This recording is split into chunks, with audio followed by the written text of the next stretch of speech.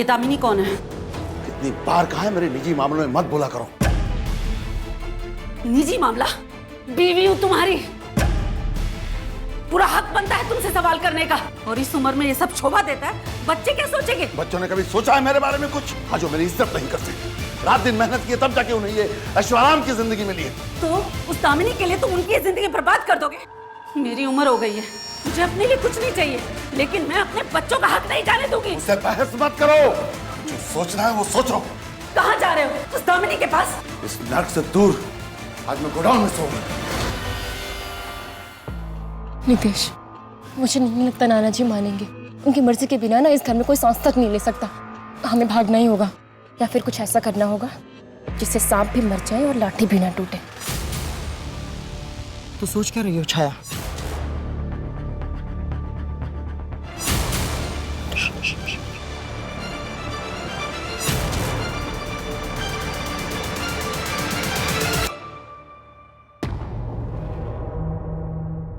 एक तुम ही हो जो मेरे दिल की बात समझती हो। तुमसे बातें कर लेता हूँ तो मन हल्का हो जाता। आपको अपने परिवार में सबसे ज्यादा भरोसा किस पे है? किसी पर नहीं, पर तुम पर है। आपके परिवार, आपके बिजनेस, इसके अलावा आपके पास है क्या किसी को देने के लिए? मेरी उम्र पे मत जाओ, मैं बहुत दिलचस्प किस्म का इंसान।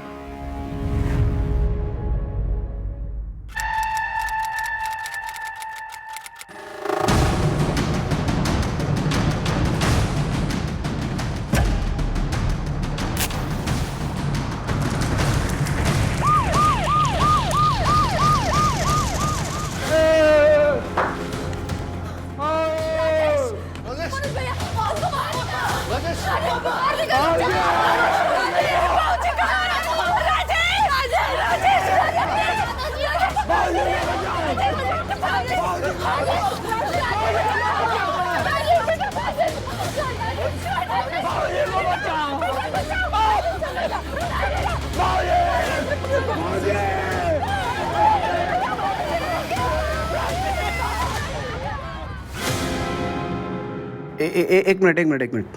मुझे कौन सा रोल करना है, राजेश का? हाँ आकाश जी। यार अभिषेक, इस कहानी में कुछ इंटरेस्टिंग नहीं है ब्रो।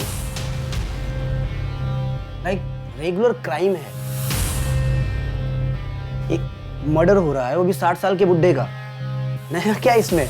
मुझे कॉमर्शियल सिनेमा करना है यार। लाइक रोमांटिक सॉन्ग हो, फाइट सीक्वेंस हो, ग्रीस प्राग का लोकेशन हो। इस कहानी में कुछ स्कोप नहीं है यार। मैं मानता हूँ कि कमर्शियल नहीं है, पर ये परफॉर्मेंस बेस्ड है सर। इतने सालों से परफॉर्मेंस ही तो कर रहा हूँ यार। और बाय द वे, ऐसा क्या है इस कहानी में जो ऑडियंस देखेगी? इस स्क्रिप्ट की वजह से। देखिए सर, ये डेथ इस परिवार में पहली डेथ नहीं थी और पूरी दुनिया इस केस को लेकर हैरान थी। सब लोग जानना चाहते थे कि क्यों हुआ। हम इस फिल्म में उन्हें ये बताएंगे जो उन्होंने कभी नहीं सुना होगा। सब लोगों को लगता है कि ये एक इंसान की कहानी है, और असल में तो ये कुछ और ही है। और यही चीज माइंड ब्लोइंग है सर। अब एक बार सुन तो लीजिए। ठीक है, सुनो। कहानी शुरू होती है एक इंसान के जुनून से और खत्म होती है एक इंसान के सनक पे। ये भाई खाता देख रहे हो बलराम? आज तक इसमें मुनाफा लिखता रहा, आज तुम्हारी वजह से नुकसान लिखना पड़ रहा है। बाबूजी, मुझे थोड़ा टाइम दीजिए, मैं आपके सारे नुकसान भर दूंगा। मुझे एक आखिरी बार क्रेडिट पे माल दे दीजिए, वरना ये ठेका मेरे हाथ से निकल जाएगा। बाबूजी, मैंने इसके लिए बाजार से कर्जा उठाया है, बहुत मुश्किल में फंस जाऊंगा मैं। ये सब पहले सोचना चाहिए था। तुम किसी और से बात कर लो, मैं माल नहीं दे पाऊंगा भाई। बाबूजी, ये सही नहीं है। राजेश भाई, आप क्यों नहीं समझाते? बाबूजी ने ना बोल दिया, हम कुछ नहीं कर सकते। आप जाइए बलराम जी यहाँ से। मैंने कभी आपको धोखा नहीं दिया। बाबूजी को पिता समान माना है मैंने। इसका अंजाम ठीक नहीं होगा, इसका अंजाम ठीक नहीं होगा। बाबूजी, कॉन्ट्रैक्टर आदमी है, कुछ उल्टा सीधा कर दिया तो ऐसे लोगों से पंगा लेना ठीक होगा क्या? अरे कुछ नहीं होगा, यमराज पे जादू चलता है मेरा। अरे हमें मौत भी तो हमें तब आएगी जब हम आज्ञा देंगे।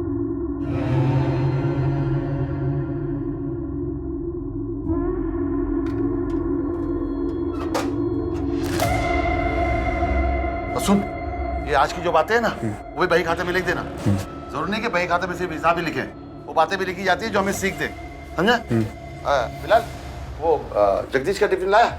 नहीं बाबूजी, वो गीता भाभी ने सिर्फ आपके लिए खाना भेजा है। तो ये मैं जगदीश को देता हूँ और तू घर जाके दूसरा खाना लेके आ मेरे लिए। ये गीता भी ना काम चोर हो गई है। शुक्रिया।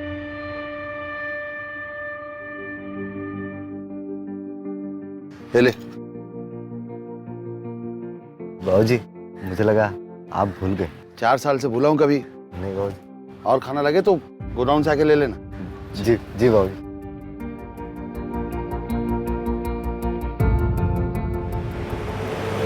बाबूजी, मैं आज यहाँ से फैसला करके जाऊंगा। आप जो अपनी मनमानी करते आ रहे हैं ना, वो नहीं चलेगी। सबकी जिंदगी नरक बना के रखी है आपने। किसी को कोई तकलीफ नहीं है। तिनका जोड़ के मैंने ये घर बनाया और तुम इन सबकी खुशियों को डस रहे हो।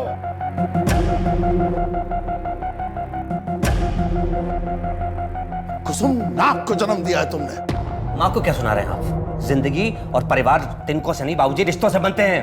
नंदिनी की जिंदगी बर्बाद कर दी आपने। और वो गीता, उसको पार्लर खोलना था, कुछ करने दिया आपने?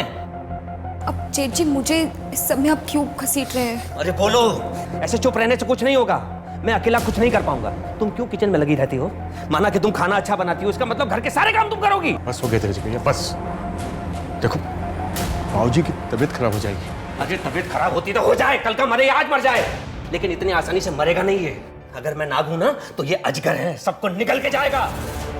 बस, इससे ज्यादा एक शब्द नहीं। देख लिया कैसे तिनको से घर बनाया आपने। एक छोटा भाई अपने बड़े भाई पे हाथ उठा रहा है। जब इसे शर्म नहीं रही तो मैं क्यों शर्म करूं?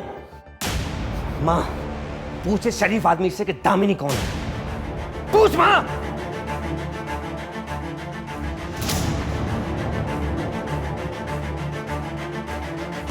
कुछ नहीं मिलेगा किसी को। मैं सब कुछ बिलाल के नाम कर रहा हूं। राजेश, धक्के मारकर बाहर निकाल दे इसे। दोबारा इस घर में नजर नहीं आना चाहिए ये।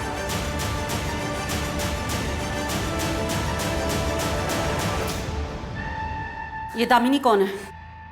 कितनी बार कहा है मेरे निजी मामलों में मत बोला करो। और जो सोचना है सोचो। कहाँ जा रहे हो? उस दामिनी के पास? इस नर्क से दूर आज मैं गोडाउन में सोऊंगा।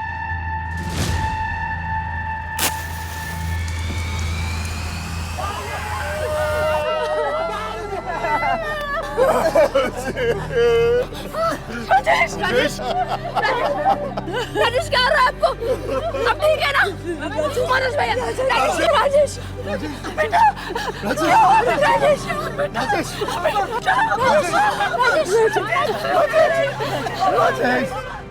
क्या लगता है माथुर? मैडम, हादसा भी हो सकता है और मर्डर भी। वैसे एक बात पता चली, इनका एक नौकर है बिलाल, जो यहाँ गोडाउन में ही सोता था, लेकिन आज रात नहीं सोया। बुलाओ इस बिलाल को और प्रताप वर्मा के बारे में सारी इंफॉर्मेशन निकलवाओ। क्या करते थे, किसी से कोई दुश्मनी, क्या उनकी दिनचर्या, सब कुछ। बाबूजी बहुत अच्छे थे, परिवार की डोर थे जिसने सबको बांध रखा था, पर अब ये परिवार बिखर जाएगा। आप कुछ बोलिए ना, क्या हुआ है आपको? इतनी रात को प्रताप जी गोडाउन में क्या कर रहे थे?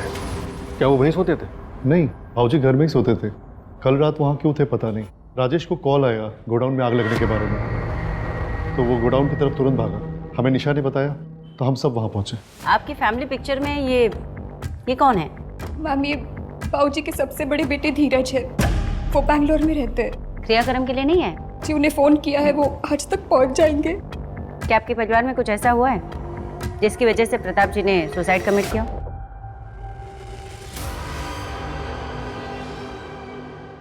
नहीं मैम, दादाजी कभी भी सुसाइड नहीं कर सकते, और गोडाउन में आग लगाकर तो बिल्कुल भी नहीं। वो अपने गोडाउन से बहुत प्यार करते थे। मैडम, वो कल मैं अपने दोस्त के घर पे सोने चला गया था। कल ही क्यों? तो कल बाबूजी के घर में झगड़ा हो गया था। राजेश साहब ने बोला था कि कहीं और जाने के लिए, और बोला था मामला ठंडा हो जाएगा तो वापस बुला लेंगे। कैसा झगड़ा? मैं सब कुछ बिलाल के नाम कर रहा हूँ। राजेश, धक्के मारकर बाहर निकाल दे इसे। दोबारा इस घर में दिखना नहीं चाहिए। मैडम, प्रताप वर्मा की पोस्टमार्टम रिपोर्ट आ गई। बॉडी पे 3rd डिग्री बर्न्स है।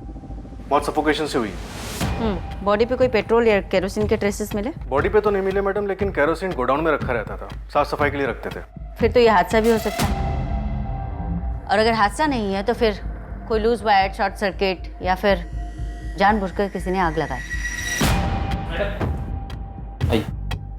मैम मैं धीरज वर्मा, प्रताप वर्मा मेरे बाबूजी थे। आपके नौकर बिलाल ने बताया कि उस रात आपके घर में कोई झगड़ा हुआ था। जी हुआ था, लेकिन वो 3 सालों से चल रहा है। मैं अपना हिस्सा मांग रहा था बस। जो उन्होंने बिलाल को देने को कह दिया, वो भी कल, जो पिछले 3 सालों से नहीं कहा था, राइट? आप कहना क्या चाहती हैं कि मैंने अपने बाबूजी को मार डाला इस डर से कि वो बिलाल को सारी प्रॉपर्टी ना दे दें? देखिए माना हमारे विचार नहीं मिलते थे, वो नाराज थे मुझसे, लेकिन वो पूरे परिवार के साथ ऐसा नहीं कर सकते थे। दामिनी कौन है? और दामिनी कैसी हो? एकदम अच्छी। चले? चलो।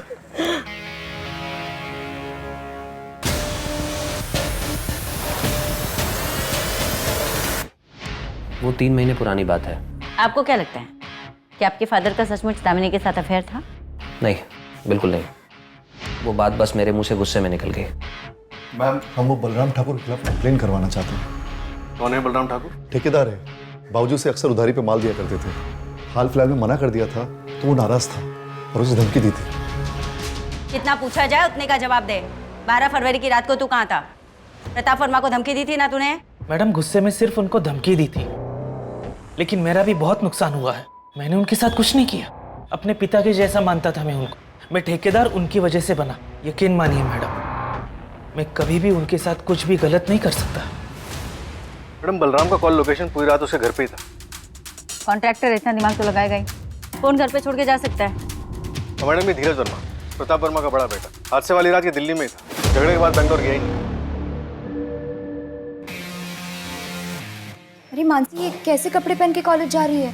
मम्मी, कॉलेज ऐसे ही कपड़े पहन के जाता है ना। पहले दादाजी रोक टोक करते थे, अब प्लीज आप मत शुरू हो जाइएगा। मैं तो बोलती हूँ आप भी जाके ना अपना हिस्सा लो और पार्लर वार्लर खोलो। मम्मा थोड़ा खुल के जियो, कब तक ऐसे किचन में खाना बनाती रहोगे? चलो बाय। हाँ बाय।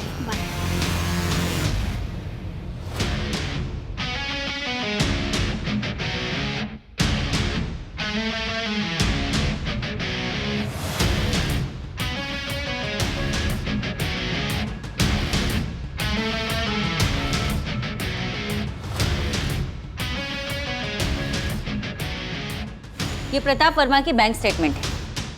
इसके हिसाब से तुम्हारे अकाउंट में हर महीने 45,000 रुपये ट्रांसफर हुए। पिछले 3 महीने से, राइट?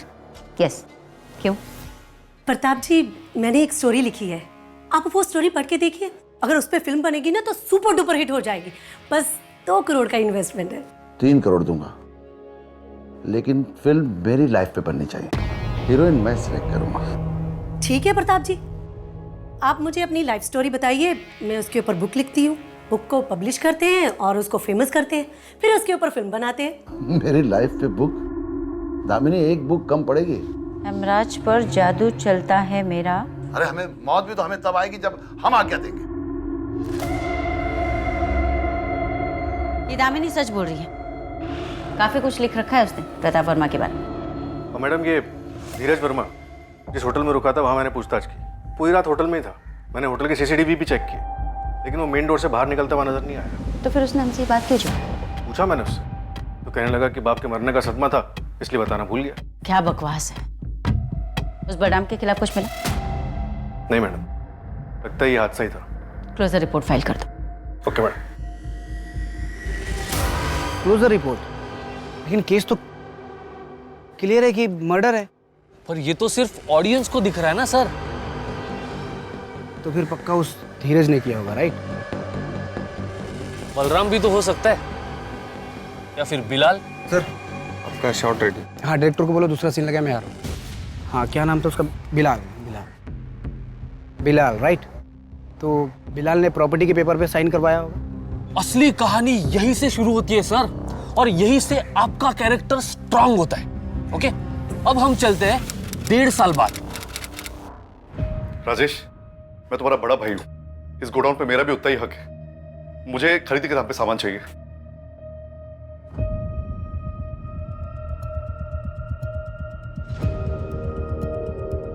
आपको तो ठेकेदार बनना था, बाबूजी के गोडाउन पर नहीं बैठना था। तो दूसरे ठेकेदार जैसे मेहनत करके आगे बढ़िए। मैं पढ़ सकता हूँ, तू जाके चाय लेके आ।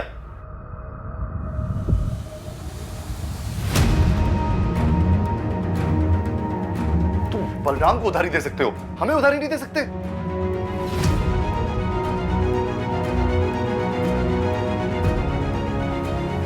बाबूजी ने बोला बलराम के साथ व्यवहार करने को। मनोज, राजेश, 1.5 साल से ज्यादा हो गया, हम लोग बंटवारा क्यों नहीं कर रहे हैं? किसी से पूछिए, बाबूजी से साइनिंग अथॉरिटी बना के गए, अब ये कुंडली मार के बैठे हैं उस पे। देख राजेश, तू यहाँ सिर्फ साइनिंग अथॉरिटी है, मालिक नहीं है यहाँ का। बंटवारा तो लीगली होना ही चाहिए। देखो, आपस में समझ बूझ के कर लेते हैं, अच्छा लगेगा। भाई भाई कोर्ट कचहरी में आपस में झगड़ा कर रहे हैं, क्या इज्जत रह जाएगी बाबूजी की?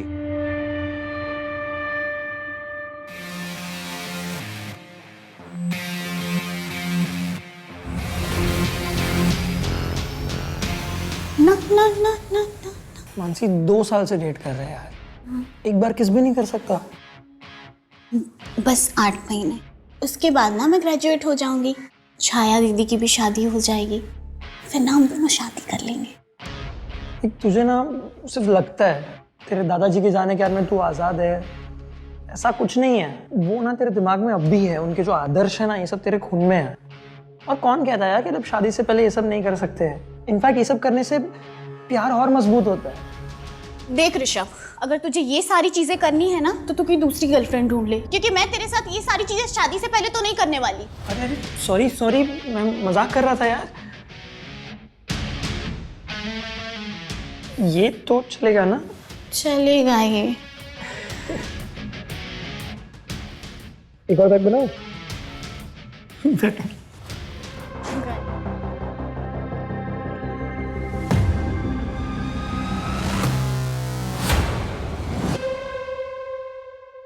क्या हुआ? कुछ नहीं, मुझे ऐसा लगा कि कोई हमें देख रहा था। एक पैक में चढ़ गई क्या? Cheers.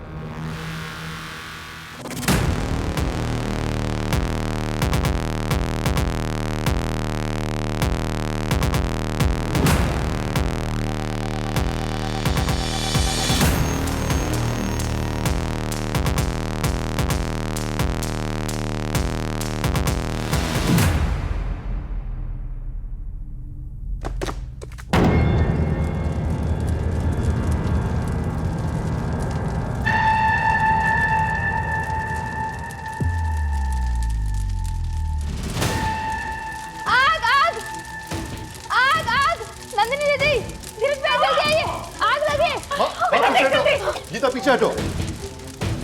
पानी लाना जल्दी, जल्दी आइए।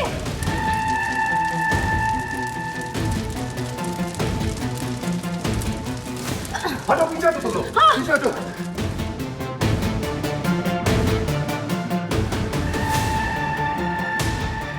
वो तो बाबूजी की फोटो गिरने की आवाज से मेरी नींद खुल गई, नहीं तो पूरा घर जल जाता।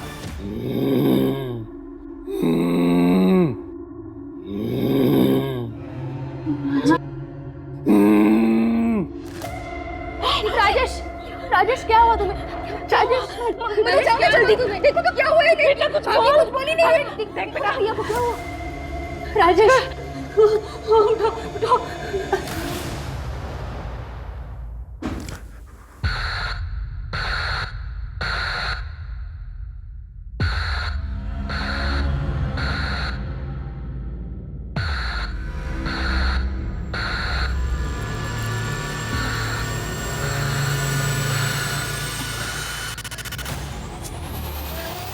हेलो ऋषभ, मुझे सच सच बताओ कि तुमने मेरे साथ क्या किया है? अरे बाबा मानसी, मैं सच कह रहा हूँ, मैंने कुछ नहीं किया है। देखो, तुम्हारे सोने के बाद में मैं तुरंत वहां से चला गया था। जो मार्क की तुम बात कर रही हो ना, हो सकता है तुमने शायद से स्क्रैच कर लिया हो, तुम्हारी नाखून के निशान हो सकता है कि नींद में तुम शायद गिर गई होगी बेड से, इसीलिए दुख रहा होगा। मेरी बात का यकीन करो, मैंने सच में कुछ नहीं किया है मानसी। मैं क्यों करूंगा ये सब? मैं तुमसे प्यार करता हूँ।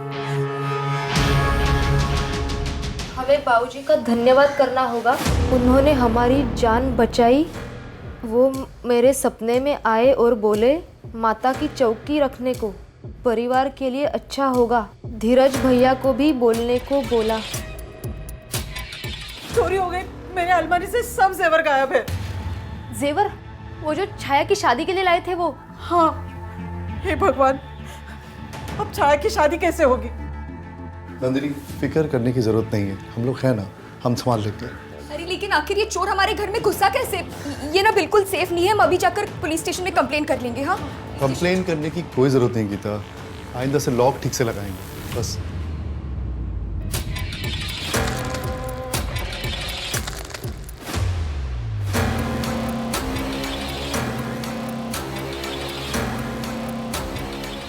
हाँ, ये सही कह रहे हैं। हमें घर पे पूजा रखनी होगी।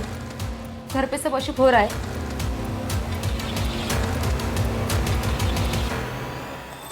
जी अब कृपा करो, कृपा करो, कृपा करो। मैया जी अब कृपा करो, कृपा करो, कृपा करो। जय माता दी। माता जी अब कृपा करो, कृपा करो, कृपा करो। मैया जी अब कृपा करो, कृपा करो, कृपा करो। जय माता दी। मैया जी।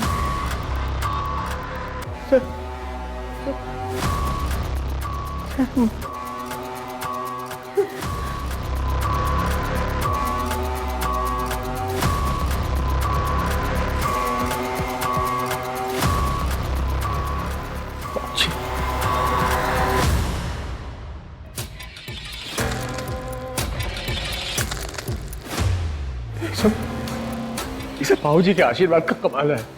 उनका अधूरा काम हमें पूरा करना है अब। जय माता दी। जय माता दी। जय माता दी। जय माता दी। हाँ, अस्सलाम वालेकुम सकीना। पासपोर्ट की अर्जी दे दी? हाँ दे दी। बहुत अच्छे। बस सकीना, एक आखिरी काम बचा है, उसको पूरा करके हज पे चले जाएंगे। सारे गुनाहों से तौबा करके अच्छी ज़िंदगी गुजर बसर करेंगे। हाँ, बस कुछ ही महीनों की बात है। रखता हूँ, अल्लाह हाफिज़।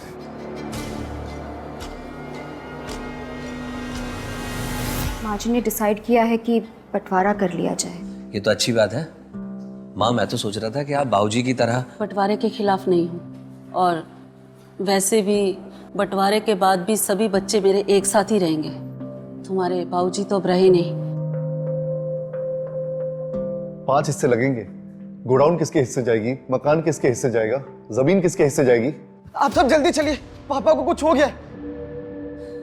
अरे वहां नहीं, बाबूजी के कमरे में।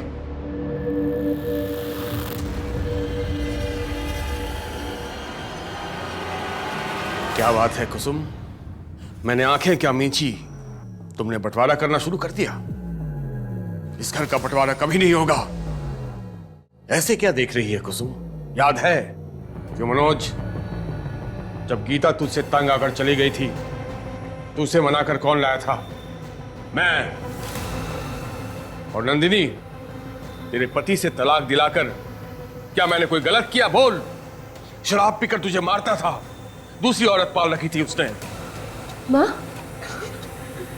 क्या क्या ये सच है?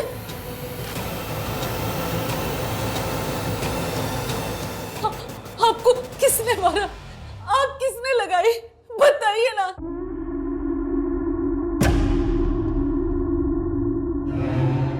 अब उन बातों में जाकर क्या फायदा? फिलहाल इस परिवार को एक साथ बांधे रखना है और सारी विपदाओं को खत्म करना है। इसके लिए हमें एक होना होगा और एक दूसरे पर भरोसा करना होगा। गीता, मेरी वाली कड़क चाय बना, आज चाय पीने का दिल कर रहा है। गीता, देखा तुमने? राजेश ने नया नाटक लगा रखा है। अच्छा खासा मां बंटवारा करने वाली थी। मुझे तो लगता है राजेश ये सब पावर हाथ में लेने के लिए कर रहा है। धीरज भैया, क्या इस राजेश ने तो बाबूजी को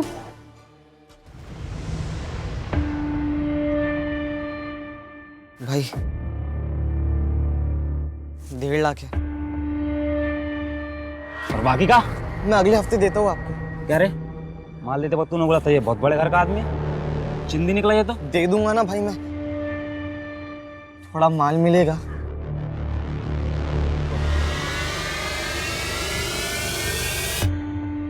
पैसों का इंतजाम हो जाएगा ना? हाँ हो जाएगा।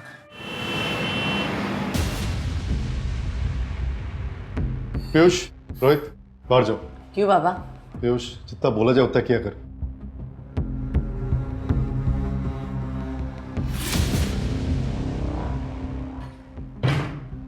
क्या हुआ बड़े पापा? दोबारा घर में चोरी की ना तो अच्छा नहीं होगा।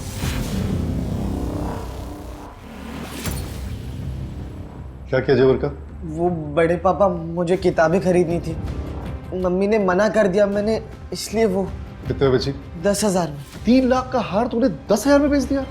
तू दोबारा ऐसी हरकत किया ना तो मुझसे बुरा कोई नहीं होगा।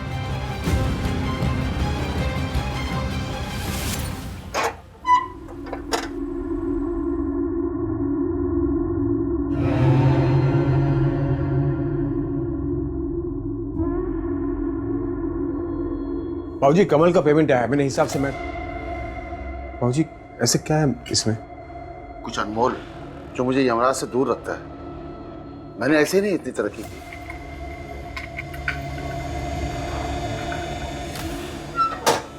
तो सुन, वो बही खाते में कमल का पेमेंट चढ़ा देना और कल जाके उसको पैसा बैंक में जमा कर देना, ठीक है?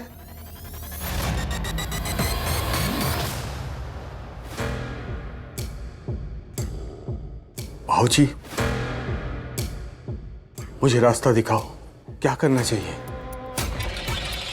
मुझे यकीन है कि परिवार टूटने वाला है। नहीं नहीं बाबूजी, मानिए मेरी बात, माँ कुछ नहीं करेगी, उल्टा वो सबको बढ़ावा देगी।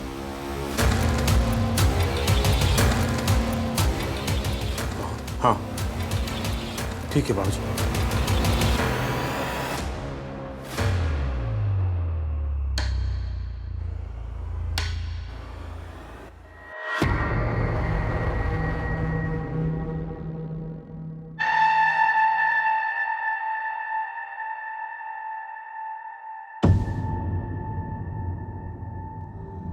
और खाना चाहिए तो गोडाउन में आ जाना। हाँ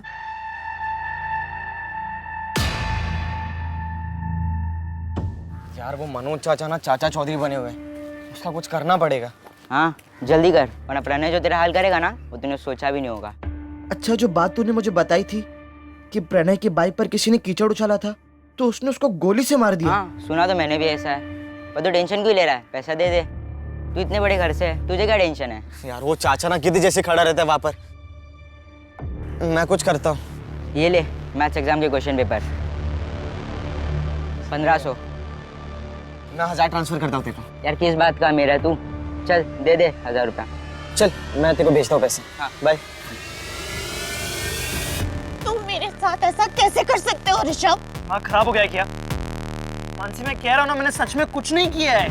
I'm pregnant ऋषभ, और ऐसा कैसे पॉसिबल हो सकता है? तुमने मेरा रेप किया। अबे किसी और का किया हुआ पाप ना मेरे सर पे मत डाल। मैं तुझे छोड़ूंगी नहीं। अब देख मैं तेरे साथ क्या करती हूँ। मैं पुलिस में कंप्लेन करूंगी तेरे खिलाफ। मामा जी मेरी बात सुनिए ना, निकिता अच्छा लड़का है, अगर आप समझाएंगे ना मम्मी भी मान जाएगी।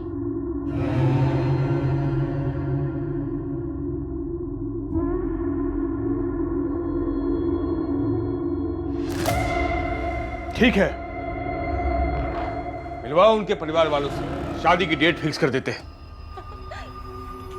सच में?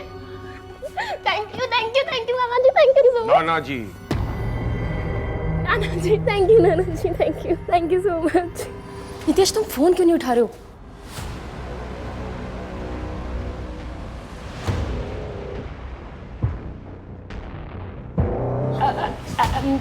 सो सॉरी, मैं आती है साहब। I am so sorry uncle, I am so sorry. Actually मैं कॉल करी थी नितेश को। मैं चलती हूँ।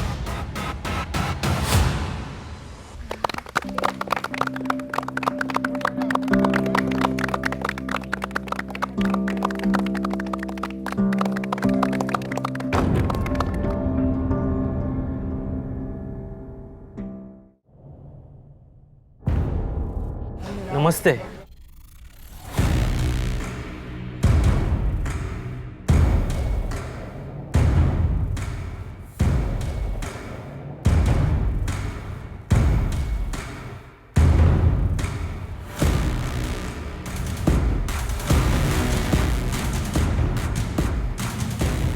मानसी, क्या कर रही है तू?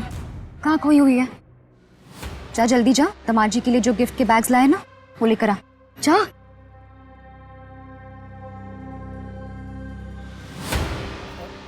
सॉरी, वो जल्दबाजी में दिखा नहीं।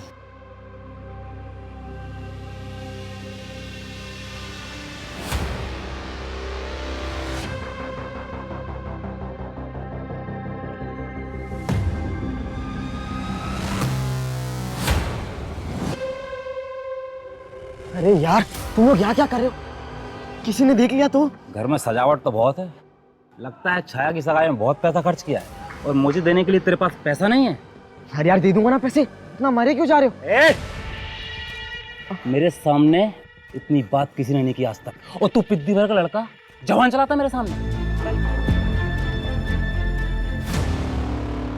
मैंने कहा था छाया की सगाई होते ही एक बड़ी विपदा आएगी, और वो विपदा हमारे दरवाजे में दस्तक दे चुकी है। इसलिए एक पूजा करनी होगी। गॉड यार अभिषेक, सीरियसली? तो ये कहानी माइंड ब्लोइंग है यार। अभिषेक, ये कहानी मैं ही करूंगा, ये रोल मैं ही प्ले करूंगा। तुम किसी और को ये कहानी नहीं सुनाओगे। ओके। पर ऐसे कैसे यार?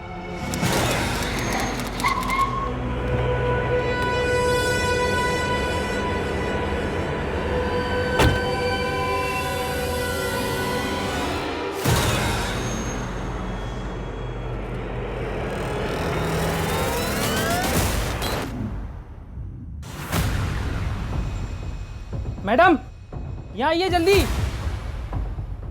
मैडम, ये देखिए।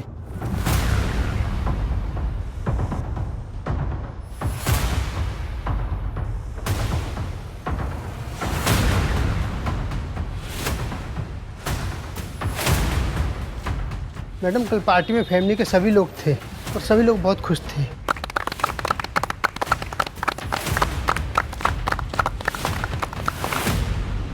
बिलाल कल दोपहर 1:30 बजे गोडाउन बंद करके चला गया। एक साथ इतने लोगों को मारना इम्पॉसिबल, सभी के हाथ मुंह बंधे हैं। मैडम, लेकिन एक बात समझ में नहीं आती, फैमिली के 10 लोगों की लाश एक साथ लटकी हुई है, लेकिन इनकी माँ कुसुम देवी की लाश अंदर बेडरूम में पड़ी हुई है। उन्हें नहीं लटकाया गया, ज़रूर इनको कुछ खिलाया पिलाया गया होगा। और ये घर के पीछे के वो पाइप, 11 पाइप, उनकी क्या स्टोरी हो सकती है? 6 के मुंह ऐसे नीचे और बाकी 5 के ऐसे बाहर की तरफ निकले हुए। 6 फीमेल विक्टिम्स हैं और 5 मेल।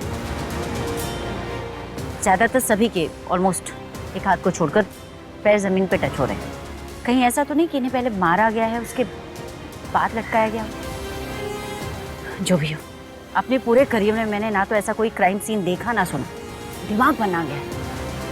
लोग कहते हैं कि हम पुलिस वाले आए दिन लाशें देखते रहते हैं, हमें कुछ फ़र्क नहीं पड़ता, कुछ महसूस नहीं होता, लेकिन ये क्राइम सीन देखकर तो पूरी टीम का दिल दहल गया है। डेड बॉडीज को पोस्टमार्टम के लिए भेज दो। Okay madam. क्या तारीख है आज? 12 फरवरी। 12 फरवरी, आज से ठीक 2 साल पहले, यानी कि 12 फरवरी 2018 को इनके फादर प्रताप वर्मा की मौत हुई।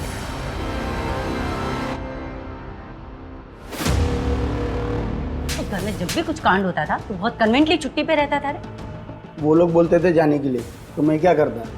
नौकर आदमी हूँ। तुझे कुछ लगा नहीं कि घर में ऐसा कुछ होने वाला है? नहीं, लेकिन वो राजेश साहब 6 महीने से कुछ अजीब अजीब हरकत करते थे, उनमें बाबूजी की आत्मा आती। बिल्कुल समझता है, बहुत बड़े की कहानी सुनेगा। मैडम, आपको यकीन नहीं होता तो आप राजेश साहब का वही खाता देख लीजिए, उसमें वो हर चीज़ लिखते थे। इसके पहले कुछ बोला था उसने? नहीं मैम। अच्छे से तोड़ा साले को, शुरू से हम लोगों को गुमराह करता आ रहा है। Yes ma'am. हाँ? मैडम, मनोज की बेटी मानसी प्रेग्नेंट थी। क्या? हाँ मैडम, उसके बॉयफ्रेंड के बारे में पता लगाने की कोशिश कर रहे हैं। और एक बात मैडम, इन लोगों के घर में पिछले 4 दिन से खाना नहीं बना था, पास के किसी रेस्टोरेंट से खाना मंगवा रहे थे, और कल दोपहर को सिर्फ रोटियां ऑर्डर की गई। और ये बात कौन कौन जानता था? घर वालों के अलावा शायद सिर्फ बिलाल को। ये केस है क्या माथुर? को समझ में नहीं आया। सुसाइड तो नहीं लग रहा, क्योंकि उन 2 बच्चों के अलावा बाकी सभी के पैर जमीन को टच थे। उनके घर के पास का सीसीटीवी फुटेज मिला? मंगवाया मैडम। मैडम, बिलाल कुछ बताने के लिए तैयार हुआ है। देखते हैं।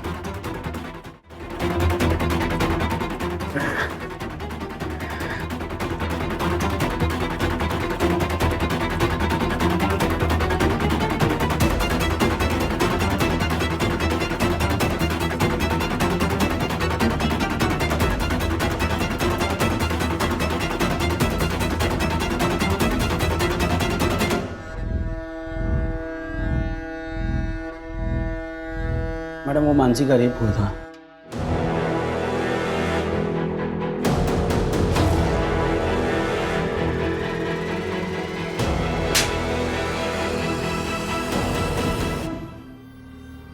क्या मनोज भाई, अब हमारा ही धंधा खाने लगे? ऐसा कुछ नहीं है बलराम, तुम भी धंधा करो।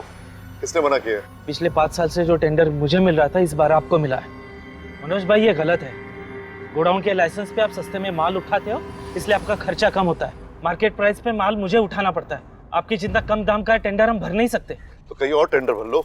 मनोज भाई बाबूजी का लिहाज करके बड़ी विनम्रता से कह रहे हैं, ये काम छोड़ दीजिए, कोई दूसरा पकड़िए, वरना एक ही घर में 2-2 हाथ से क्या बीतेगी परिवार पर। और सुना है आपकी बेटी अब सयानी हो गई है।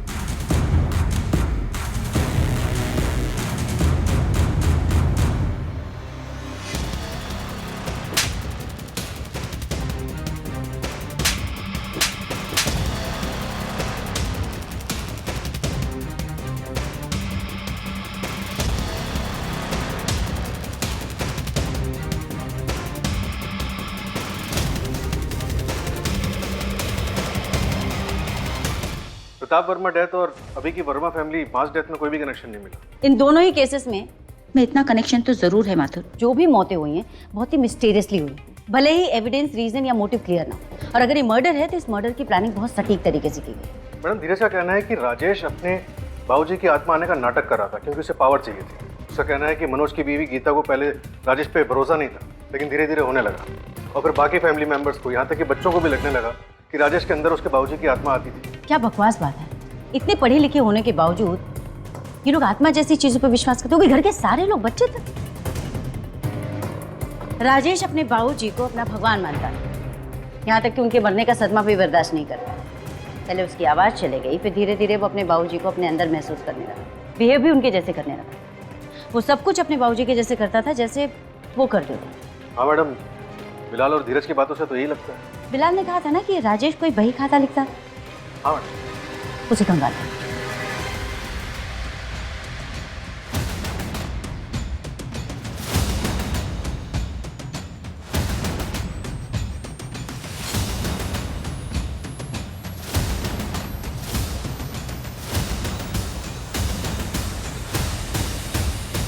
बाबूजी, आपने जो करना था वो कर चुके।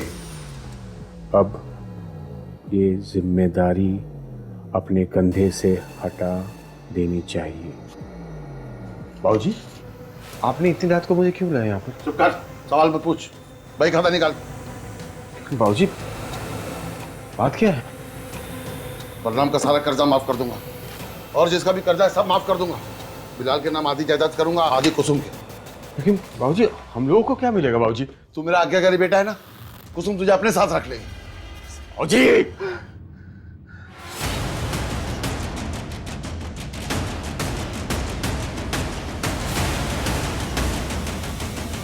मतलब राजेश ने ही अपने बाबूजी का कत्ल किया? नहीं, मैं तो बस कड़ियां जोड़ने की कोशिश कर रही हूँ। शायद ऐसा हुआ हो सकता है कि बलराम ने कत्ल किया हो। आगे इसमें लिखा हुआ है कि बाबूजी आपके कहे अनुसार सब ठीक हो गया है। छाया की शादी है, उसको आप पर भरोसा हो गया, पर कुछ बुरी शक्तियां हमें तंग कर रही हैं। हमें शक्ति दो बाबूजी, शक्ति दो इन बुरी शक्तियों से लड़ने की। इसका क्या मतलब हो सकता है? बाबूजी के कहे अनुसार एक वट पूजा करनी होगी जिससे वो सारी बुरी शक्तियां हमसे दूर हो जाएंगी। पूजा करनी होगी, मुझे करनी होगी। वर्मा हाउस के पास का एक सीसीटीवी फुटेज मिला। ये घटना वाले दिन का है, देखिए।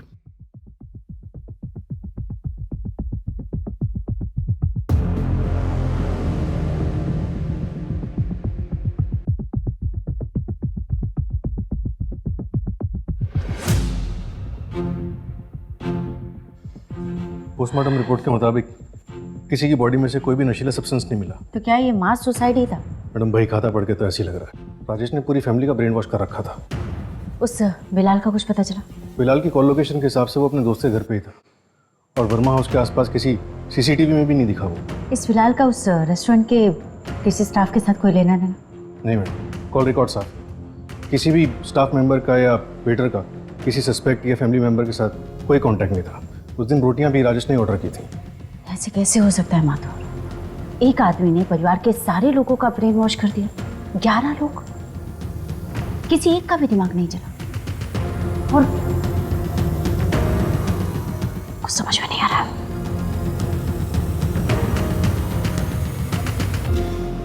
मुझे जानना था कि ये असल में हुआ क्या था और कैसे हुआ था।